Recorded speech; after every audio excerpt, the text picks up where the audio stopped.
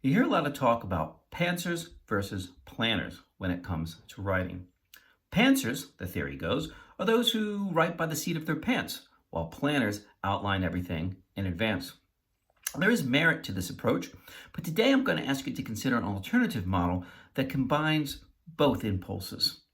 Rather than thinking in terms of making everything up as you go or plotting everything in advance, I'm going to ask you to think in terms of preparation and playing.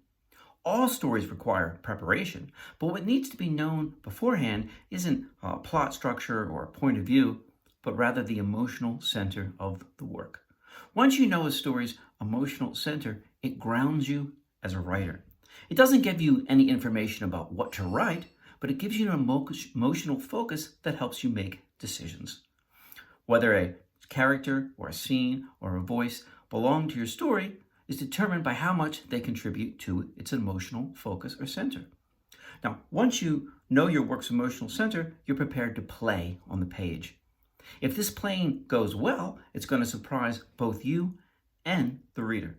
Now, that sounds a lot like pantsing, but it's not, because you've done your homework. Not in figuring out a plot outline, but in knowing the emotional center that gives your story its purpose.